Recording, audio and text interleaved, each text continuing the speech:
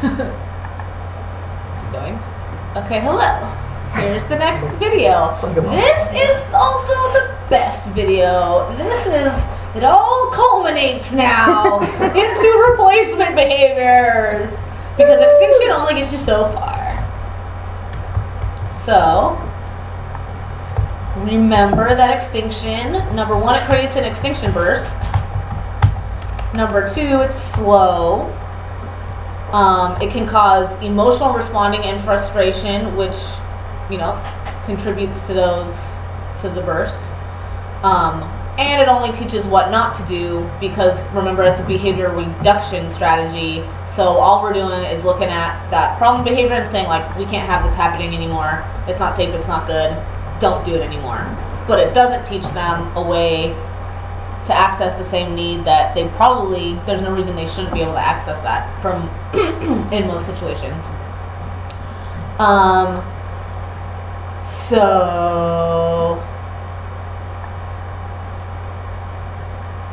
So the car accident example, this, remember the one I talked about before where the woman's in a car accident, she's brain damage, and she is banging her head on the thing to get water. So imagine if we use just extinction in that situation, it would be pretty stupid because how long do you think it would take her for that behavior to extinguish if we say like, probably till she dies. Right? Unfortunately. Certain needs, I mean, if you really want that thing, you're not going to give up depending on how bad you want it. And for this, like, water, you can understand, like, okay, that's a very important need. But for some of our kids, I don't have autism. I don't understand their needs and how those things reinforce their behavior. They might not have a lot of skills, no communication, no leisure skills. Like, so some of these things that they want are one of very few things that they enjoy. So for them, whatever that, if it's sensory or if it's tangible, it might be like a really motivating thing that they're not going to give up on easily. And then, for example, with a vending machine, so imagine regular extinction. You guys mentioned like pressing, more pressing, faster pressing, harder pressing, hitting, kicking. What if somebody came and told you, oh, you have to wait 3 seconds after you put in your dollar, otherwise it won't register it. Like, how fast would that behavior extinguish? Like that, because you have another way to access it. So extinction is good, and when we see the problem behavior, we have no choice but to extinguish it, but we also have to combine it with providing another way to meet that need. Number one, for ethical reasons, because we're not just going to deny our kids everything. We want them to access reinforcement. That's what life is all about. Like, that's what a meaningful life is. It's like choices and, having multiple ways to get reinforcement and function in the world appropriately. And number two, as far as effectiveness, you providing another way to get that reinforcer is going to make your extinction go much more smoothly. So replacement behaviors. Replacement behaviors are outlined in a client's behavior support plan, and it's a mandatory part of the plan. You will never, ever, ever, ever see a plan that does not have replacement behaviors. Replacement behaviors allow the client to access reinforcement in appropriate and functional ways. So for example, say you have the target behavior and its aggression, and the function is escape. The replacement behavior, I should have left these blank and had you guys think of them, but a typical replacement behavior for escape, what is something that is accesses, what's an appropriate way to get escape from work? Ask for a break, or ask to leave, say, can I take a break? Can I not do this right now? This is hard, I need help, something like that. Elopement, if elopement's the behavior and the function is escape, so kids running away from the table because they don't want to work, or maybe you're taking a kid to Chuck E. Cheese and you're holding their hand and then they start to pull and almost run, that's their escape from Chuck E. Cheese. What's an appropriate behavior that would get them escape from Chuck E. Cheese? That's a leave. That's saying like, I don't want to go, can we leave? And then that means that's at least, it's not aggression, it's not whatever. Aggression to access attention Was that a hand? No, I was fixing Okay. No. Aggression to get attention. So say you have a 13-year-old kid who engages in aggression to get attention. It's already here, but like a good replacement would be to teach conversation skills rather than I'm gonna come hit you. And then say you have elopement for an attention function. That gets hard because you cannot ignore elopement, and when it's attention, you're gonna end up reinforcing it. So here would be a really good case when it's like, well, we need to teach a replacement behavior because otherwise we're gonna be screwed. So you would teach to say like, play with me, or maybe like play chase. If the elopement is attention in the form of someone chasing you, then like teach that kid to play tag. That's the way you said it. Teach that kid to Put play some tag on that kid.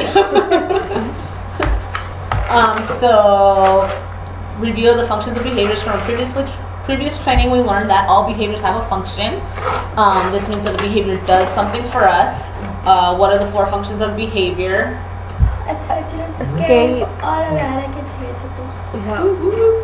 Yeah. So behaviors will never just disappear or stop happening unless another behavior begins to be reinforced that meets the same need. So extinction does work, but what ends up happening is you get these like spontaneous little spikes of it when the motivation is high. Because if it's for something like, say, go back to that woman who was banging her head to get water, I mean, that need is so strong that She'll it's, find another way to. yeah, she'll find another way. And that's also what you'll see. So if you just extinguish it, a lot of times it's like we're putting the aggression on extinction. The aggression does go down, but the function is escape. So now it's not aggression. Now it's like SIB. spacing out. Yeah, or SIB. Because SIB does get reinforcement because you can't help that. Or it's just like shutting down and doing nothing because that you can't extinguish that, or you can't prompt through. You know what I mean? Like you can maybe physically prompt, but what are you gonna do?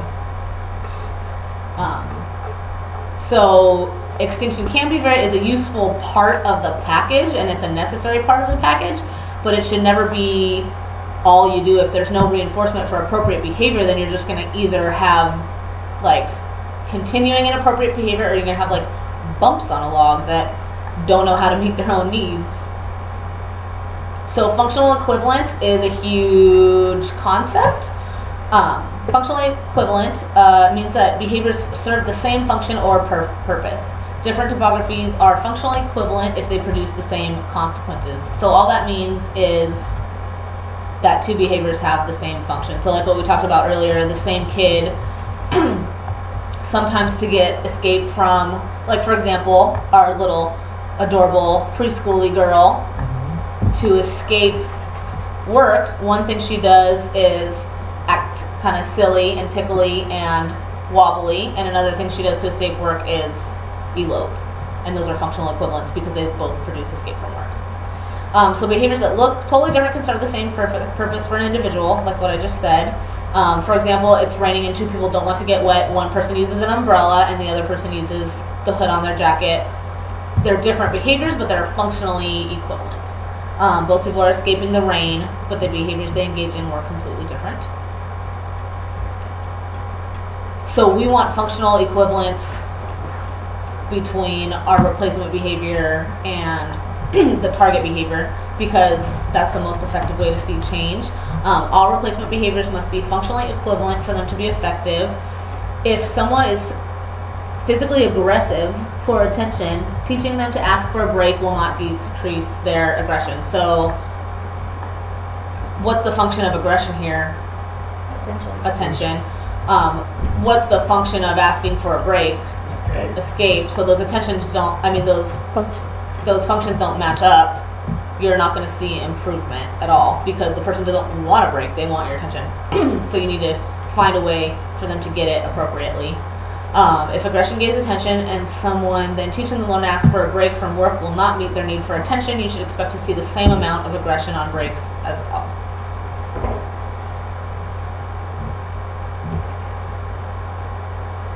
So this is just to like hammer home this idea: if the function of the behavior is attention, then the function of the replacement behavior should be attention.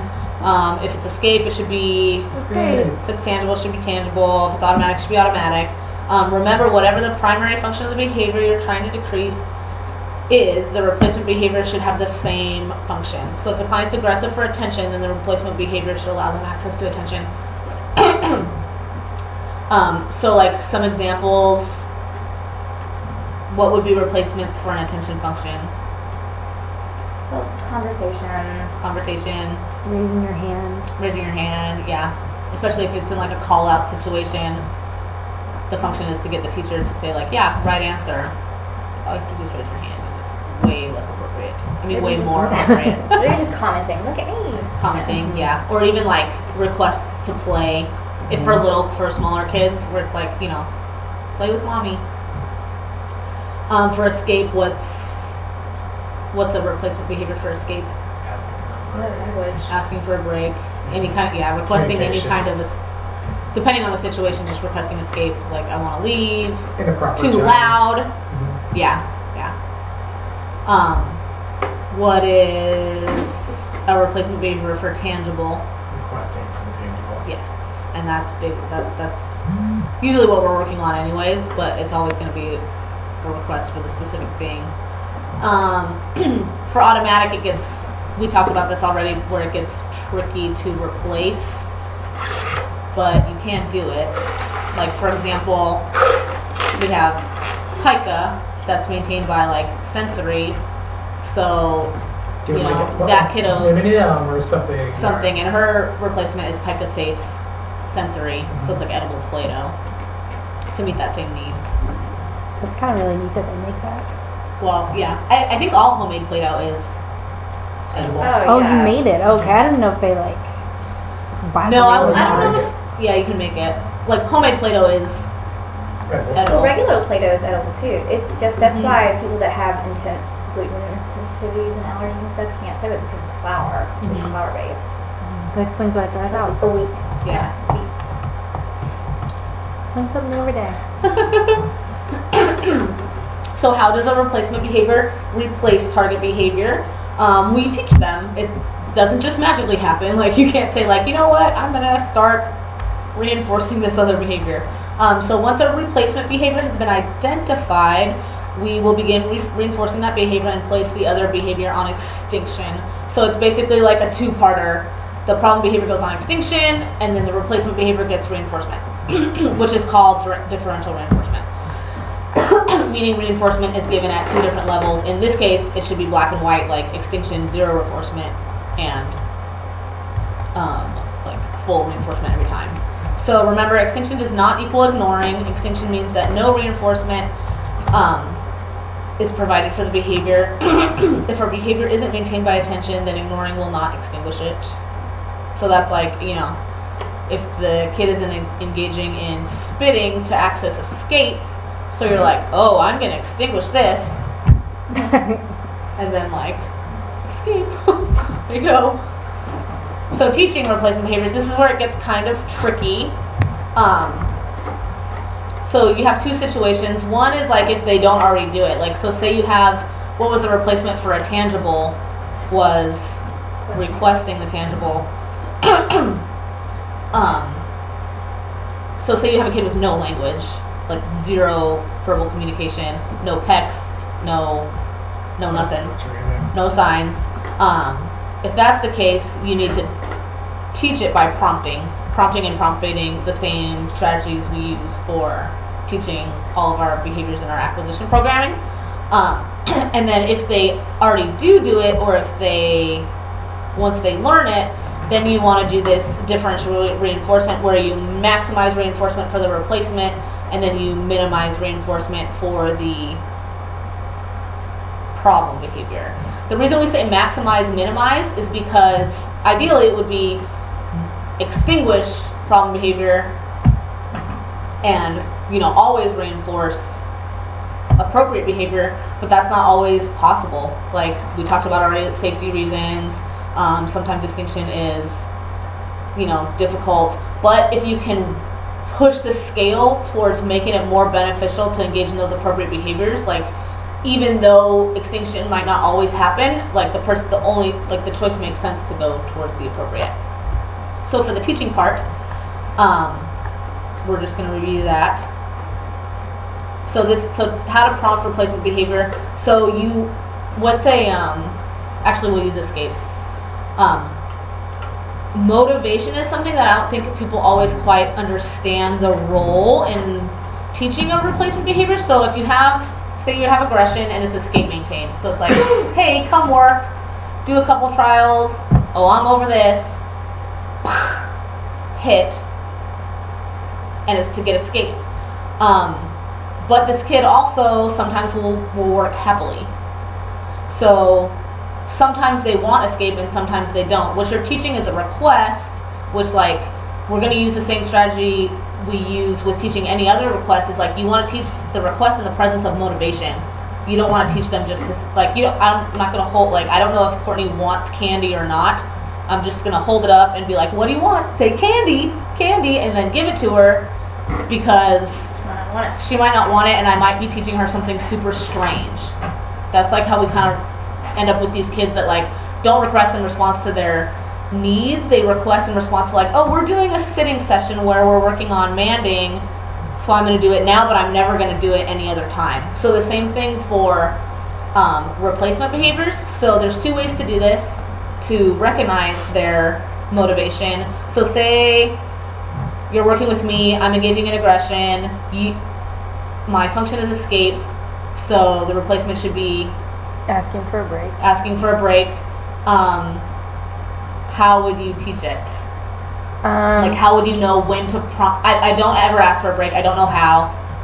Say you're going to use, I give you a picture of a little card that says break on it. I guess when you start to get up, I would like have you sit back down and then touch it. So that's called, when we say precursor behavior. So there's the big bad ugly behavior that's in the behavior plan, like something severe, aggression, elopement. And then most kids, not always, some kids are like 0 to 60 and they just like do it like out of nowhere. Most kids will have some kind of precursor behavior that shows I'm about to engage in something that is really going to make me get escape. The reason they do that is those behaviors at one point were effective. Like a lot of times when a kid is like, oh, I don't want to do this. Like a lot of times that works. So they'll try that first. And that's like not great, but it's not aggression, it's not the severe behavior, but that's your like, ha ha ha, now I know the motivation is there, now I'm going to prompt it. Mm-hmm. And so then you start there and you prompt and you phase your prompts. So, because if you just start, say like, I know that work is aversive for you, sometimes but not all the time, and I just sit you down and I say like, hey, we're gonna work. Say break. Break. That, for some kids that might work. They might learn that there, and then it might naturally generalize to the correct motivating conditions, but for some kids, no. For some kids, you need to teach it in the motivating condition. So it requires a lot of skill and a lot of like quickness to recognize those precursors, because a lot of the times kids go to the more severe behavior because the precursors don't work. Mm-hmm. Like a lot of times in school, we say like, oh, use these, reinforce the appropriate behavior, but like in a typically developing school, a kid can't say like, can I have a break from math, please? Like, no, that's not a thing. If they whine and say like, oh, I don't want to do it, I don't want to do my homework, the parent says like, too bad, do it. Yeah. But for us, those precursors are like a big cue. Another way to do it is if you know the learner's history and you're like, when are they motivated? For you, I wasn't sure because it's like, well, sometimes you can sit for 2 programs and it's fine, and sometimes you flip out. I don't know. But some kids have something where it's like, I hate toothbrushing, I lose it every single time.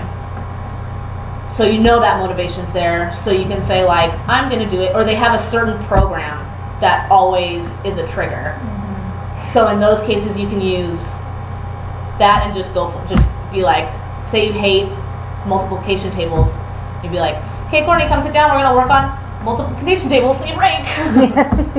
Because, and that way you get it. You get to them before They the get to you. the real behavior. Yeah. Once you see the behavior in the plan, now you're in extinction because that's that differential reinforcement. You're trying to tell them, if you do this, you can have it. It seems so silly and stupid that you're gonna get to be on break all day, but like that's where we start. And then you increase it. So, and then you use prompting and prompt fading. So I'm just gonna like demonstrate that really quick for the Should we do it? thing. Yeah, let me do this. I wonder. So say it's escape, and we're trying to teach a break. So okay, pretend this is our break card that's like this. When I prompt this, this is her visual. Pretend you can say break. So when I You can say it. that was convincing. Nailed it.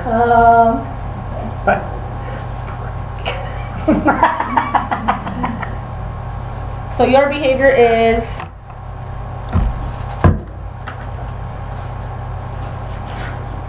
say the behavior in the plan is screaming. Right, maybe get it done. I know. Should I have said that? Maybe I'm not gonna say aggression. I So say the behavior is screaming, know. Okay. and then your precursors are I like being. are sighing and Okay. sighing and like putting head down. Okay. Okay. Oh, Miss Courtney, let's work. Do you like a tickle? Do you like a little tickle? Okay, good. Nothing Like, to do with that. do you? Okay. Am I being me as a kid, or am I being a kid? You're being a kid. What's my motivation? What are my reinforcers? Well, you just Okay. said you like tickles. You can just say high fives or whatever. Yeah, let's Yeah. do high fives. We'll say Courtney likes high fives and tickles, and she does like praise. But this is one of her very hard tasks. But it's kind of like sometimes she engages in behavior, sometimes she doesn't. Okay, Miss Missy, touch the pen. Yes, high fiver. Woo woo. Touch the wallet. Yes, that's it. break. Okay, cool. Have a little break. We'll back off.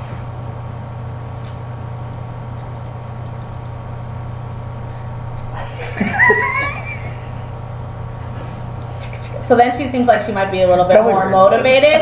Yeah, like, oh, she likes this. Sneak attack. She's like eating it up. Loving it. Courtney, what is this? Pen. Very, very nice. It is. What's this?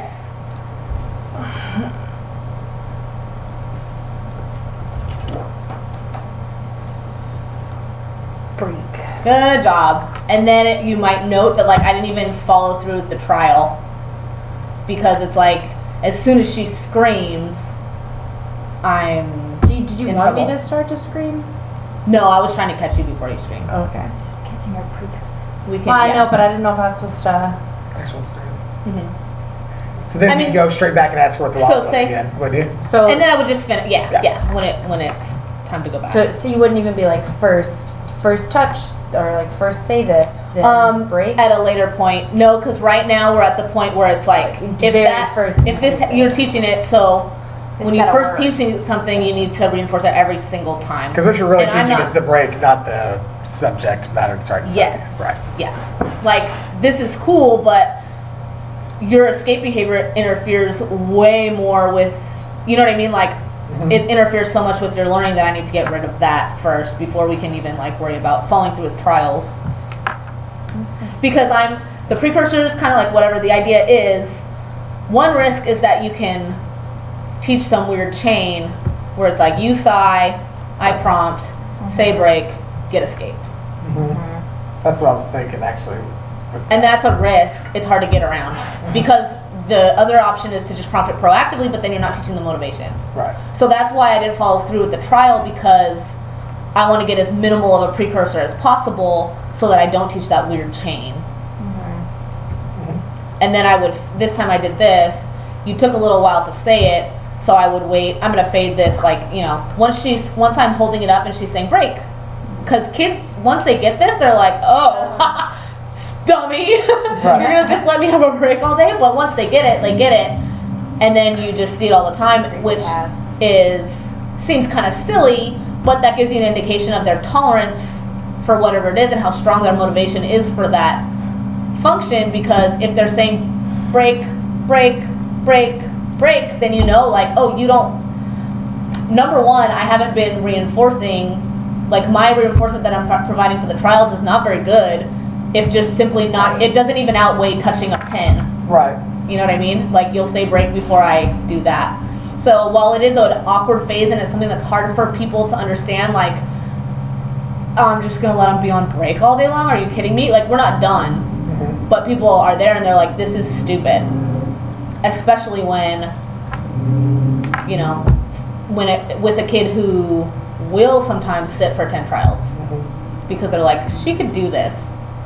But we're in that phase where obviously they don't do it all the time if we're seeing super maladaptive behavior. And then you eventually fade it out to where you're just And then you eventually, and we'll go on to, and then eventually, so once I see a short latency for just the visual, then I would fade to like a smaller, fade however I want. Right. You know, maybe just keep it down here and then like flash. That's how it is or with, something. with CC. With, he gets it, like, he could literally write something on a piece of paper, show him, have him refer to it, and then eventually he would flip it over, and then just point to it, and then eventually take it away, but point to the where it was on the table, Right. and he'll respond to it. So like the fading might look different for every kid, but that's the basic But idea. it's definitely got to be faded, because a lot of times what happens is people provide the prompt and then remove it completely. And you're like, Right. then you have that prompt. Maybe again. there's the occasional kid Right. that'll work, but like that fade is way more effective. Yeah. Okay. How come it? Oh, here, sorry. There we go. So that's prompting replacement behavior.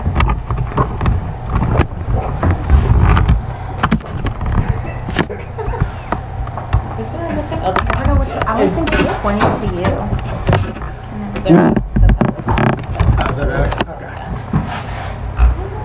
So that's how you kind of prompt that replacement behavior and how you teach it initially when it's not even in their repertoire, when they don't even ever do it. For some kids, they don't need that phase. It's like they have that appropriate request, like our little Z has, like, can I do this? No. Yeah. That's what you think. So then once they have it, once they actually do Z, Oh. Yeah. Sorry. Yes. and a lot of our kids have that. Right. It's not that they can't request it. They use the appropriate request. It doesn't work. Then you start And using then they the go proper to- time or way. Yeah. So, and then that becomes what we need to teach. Right. So it's, like we talked about already, it's called differential reinforcement. So we're differentially reinforcing the replacement behavior, meaning the replacement behavior is getting a lot of reinforcement and the problem behavior is going on extinction. And we do this first initially to really get a lot of good behavior change, even if it seems silly. We start with that. Which would be like if someone's like screaming as soon as they're quiet. I love how you're being quiet. Yeah. And ideally you would want to catch, see that's the thing, you want to catch the precursor before they scream. Because once you get the scream, once the screaming happens, you have to put it on extinction, and then as long as it's still happening, it can't get a break. And you have to work through this, like, screaming is one thing, but what if it's aggression? Aggression, you want to be like, I'm going to see 2 seconds of non-aggression, and then I'm going to do it, but then you get that weird chain where it's like, aggression, calm, prompt, Right. break. So that's why you at least teach the precursors. You might see an increase in the precursors, Right. which is like, okay, cool, if we're going to see an increase in sighing and a decrease in aggression, Yeah, but Like- you'll just see something. sweet. Yeah. So then, once they have the skill, that's when you want to use differential reinforcement. We talked about escape, but a lot of times, this is like a really good way that I had it explained to me. So for other things like attention, you want to maximize reinforcement for appropriate behavior and minimize reinforcement for challenging behavior. So one example, say you have a kid who the function of his behavior is attention. Whenever he goes to computer lab, he takes the keyboard in the computer and picks it up and is like, I'm gonna throw it. And he has thrown it. He's like destroyed hundreds of dollars of equipment, right? So if you think about all the dimensions of that attention for him, so for attention it's any reinforcement, there's immediacy, there's quality, there's duration, there's intensity, and there's like probability that'll happen. So if you take his inappropriate behavior of breaking keyboards, probability that he's gonna get attention 100%. is 100%. Like no teacher in their right mind is gonna ignore it. Right. The immediacy of the attention is 0 seconds, because if you pick up that thing, like I'm coming over immediately. If it's such a big thing, the duration of the attention is you come over and you get a little lecture. It lasts for like 3 minutes. The intensity of it is like, oh my gosh, it's pretty intense because it's like, we do not throw computers in here. And so then you think, so if attention is it's in a classroom setting and attention is the function, what's the replacement? Attention, right? Or the replacement behavior, that appropriate way to get attention. Raise your hand. Yeah. Or So like if you're in a classroom in a computer lab and you want the teacher's attention, right. the appropriate way is to raise your hand. So if you think he raised your hand, what's the probability that he's going to get attention for that? Really high. For raising his hand? Just for raising Probably his hand? 1 in 30. I mean, depending on how many. Rather than 1 in 1. Yeah. Or like one, you know what I mean? Like out of 10 times, if he raises the computer, that teacher's there 10 times. Out of 10 times of raising his hand, Right. how many times is she gonna come? Sometimes it'd be like, you just asked already. Right. The immediacy, if he raises the computer, how fast is that teacher gonna get there? Immediately. She's gonna be there in like 0 seconds. If he raises his hand, how fast is the teacher gonna get there? Mosey it on over. Yeah. Who knows? Yeah. As soon as I'm done talking to so and so. Yeah. Or she even sees it. That's what, if at all. The intensity of the interaction when he raises the computer Very high. is high intensity. The intensity of when he raises his hand just to make a comment or a question Very low. is like, the duration of when he raises the computer, she's gonna come over Like sure. and spend at least a little bit of time to make sure he stops. The duration when he just raises his hand is like Into the brief. question. Yeah. like you get 5 seconds. So like how would you behave in that situation if you wanted attention? Like the situation is set up to like go. So in this situation, reinforcement for the challenging behaviors maximize, reinforcement for the appropriate behaviors minimized. So what we have to do is flip it. And this is hard for people. People are like, I'm not gonna go run over there every time he raises his hand. But it's like, well, you go running over there for the computer. So it's like, you just have to fight that barrier of like, if you want the behavior to change, it's not going to change until you switch up that scale. Like the way, and that's the way life is. Like usually squeaky wheel gets the grease. And appropriate behavior is like, cool, they're cool. I can put it off for a little bit. So we have to treat appropriate behavior as like an urgent emergency.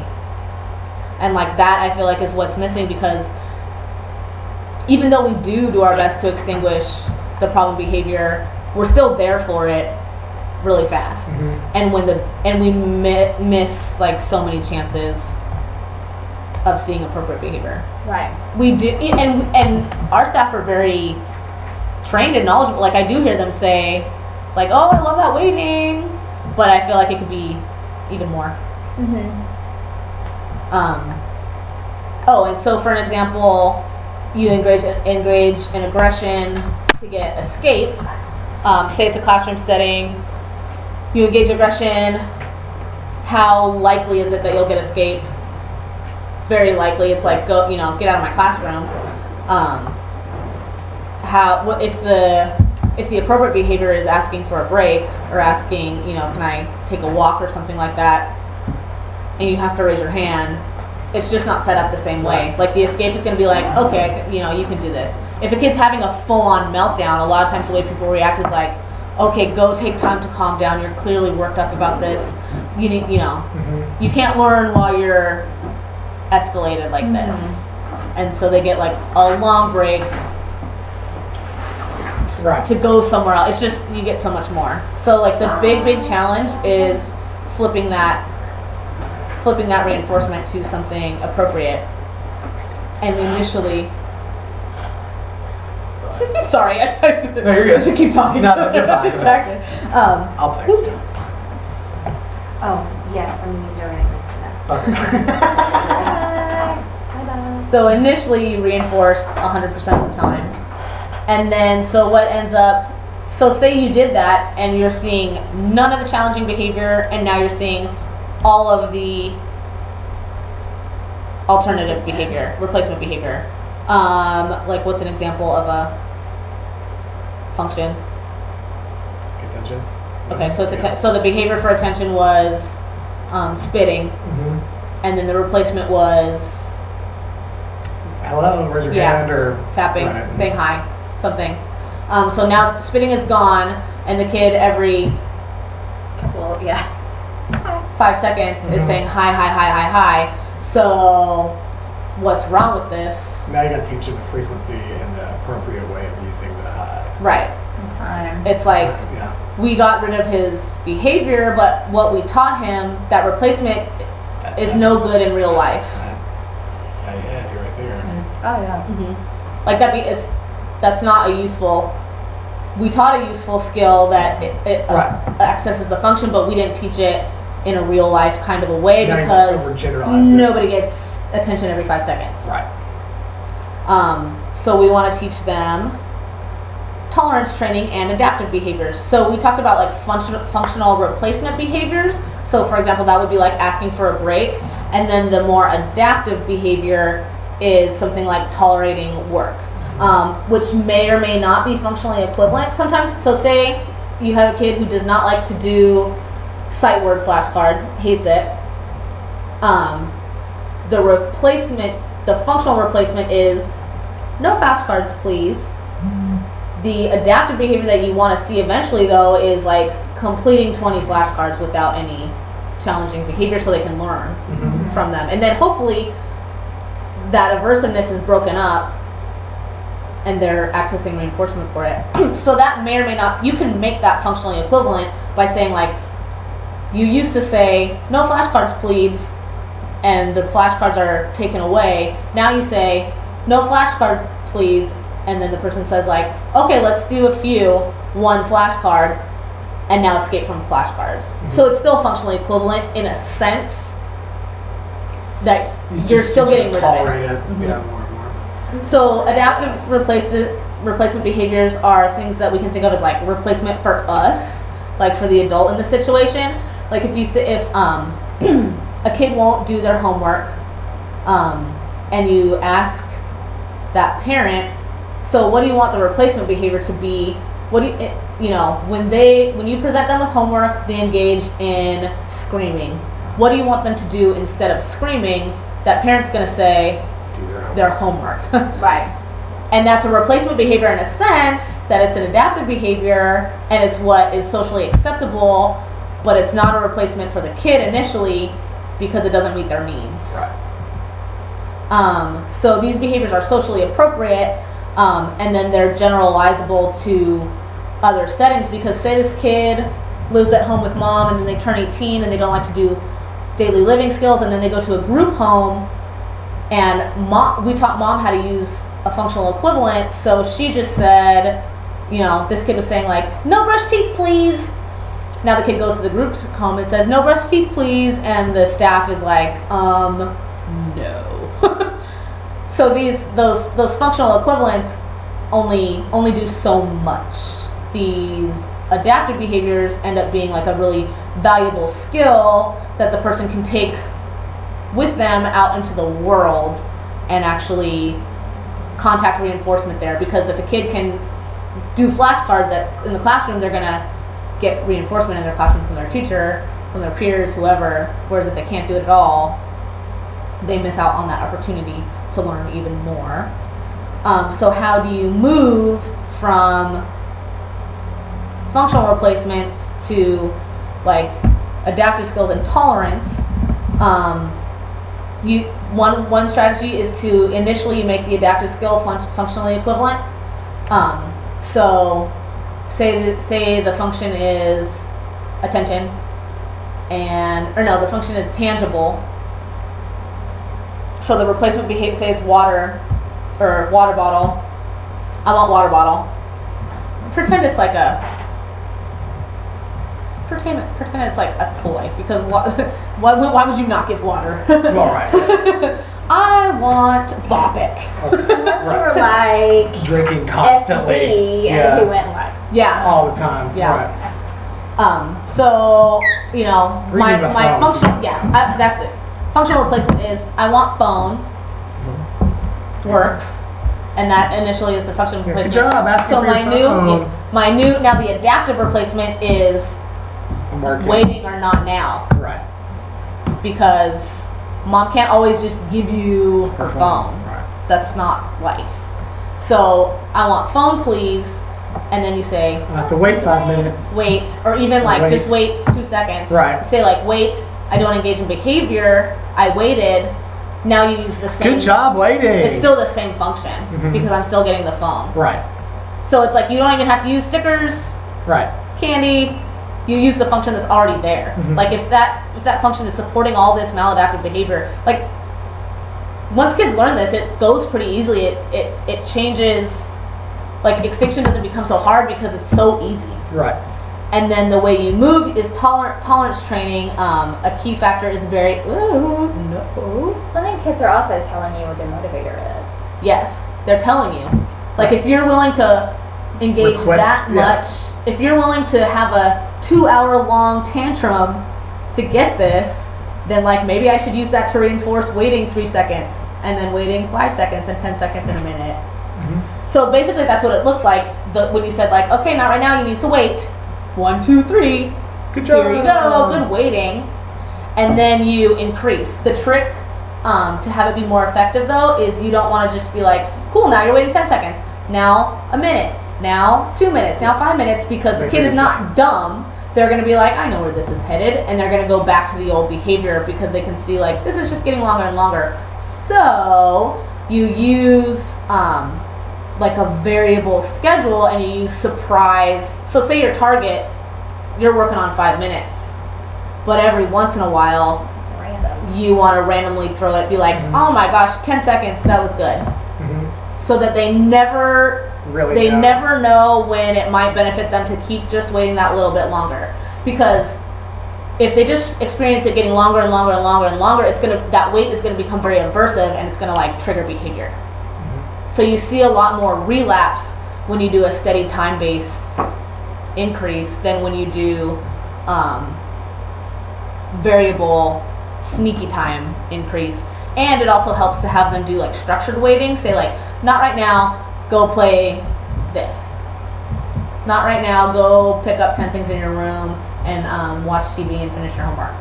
Like, because then you kind of give them something to do. People don't do very well with, unless they're super tasks that have their own behavior associated with them. If you kind of redirect them to neutral tasks, at least kind of takes their mind off them. People don't do very well with like, sit in a waiting room, no, nothing to do. Yeah. Because then they're just focused on how can I get that behavior. If you redirect them to something that might be mildly reinforcing, you might not see as much. I'm gonna wait 3 hours in lines for like a roller coaster.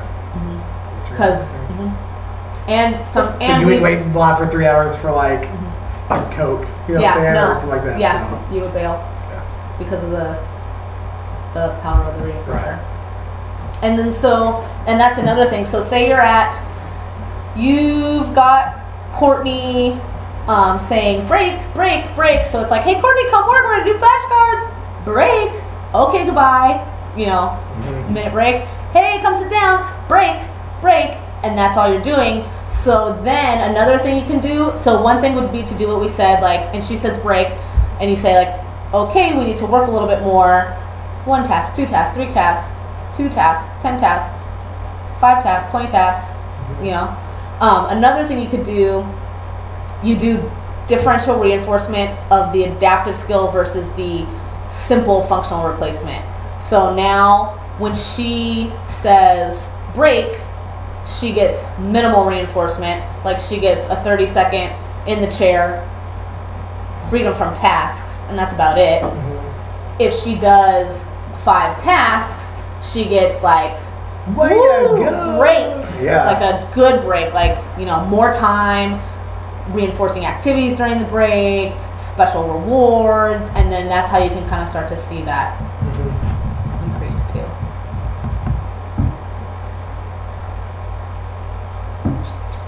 Is that it? I'm trying to think of other examples. Like for attention, if you teach hi, you know, when they use the simple replacement, you get hi. When you say like, okay, not right now, can you come talk to me? I'm going to come talk to you later, I'm busy. And then they wait 3 minutes. Then they get like, what's up? I'm going to talk to you and I'm going to like engage with you and give you my purest attention and like a lot of it. And then that way you see the kid allocate their behavior towards the adaptive behavior, because that's where the reinforcers are big. Like they're willing to do that work, because otherwise, you know, a simple break is not that great. Right. You have to make it like worth their time. And the way they engage in the simple replacement will tell you like how powerful that function is. Like if she's saying break every single time, she does not want to work, and I need to make it really, really, really reinforcing. If she's saying break occasionally, then I'll know like, oh, you always do it when we do 7s. Stuff like that. Or if a kid who wants attention, if they're doing like, hi, hi, hi, it's like, oh, you want my attention all the time. No wonder you're doing all these behaviors. So like, even though it's kind of annoying to teach those simple replacements that always get the function, and it seems silly, like you can't always have attention, you can't always have a break, you can't always have every tangible you ask for, you can't like, can I have bacon for breakfast, lunch, and dinner? No. It seems silly, but number one, you have to start there to get the replacement off the ground, and number two, it'll tell you a lot about their behavior. Okay. Let's review. So replacement behaviors are always functionally equivalent until we get to the very end, when they when they actually are just kind of like adaptive. Like eventually you learn to just tolerate no, or to work for really long amounts of time. They have to be taught, and then most importantly, they have to be reinforced. If you expect them to happen, you can't just kind of teach them and then not honor them. A lot of times it's like, we're going to teach a functional replacement. When Bobby hits his friends for a toy, instead we're going to teach him to ask for the toy. Isn't that a good socially appropriate behavior? But if you can't reinforce asking for the toy with access to the toy, then like, you're not going to teach that replacement at all. So you have to be able to tell that other kid like, oh, give it to them now. But that's like what people run into. They think of like, well, what should they do instead? And it's like, and then they don't want to reinforce it. Yeah, exactly. They should do that. Right. Yeah. And which like that like should save that for the final picture. Right. But people want to start off with that. But like, they can't have a break. They want to start right away. And like, no, there is a place for that. Like, yeah, he should do homework without crying. You're right. But we're going to get there later. Yeah, but he's not doing it now. Like, how is this working for you? Yeah. So, function is extinction. Functions are attention, tangible, escape, and automatic. Extinction is based on the function of behavior, and ignoring also always doesn't equal extinction. Any questions?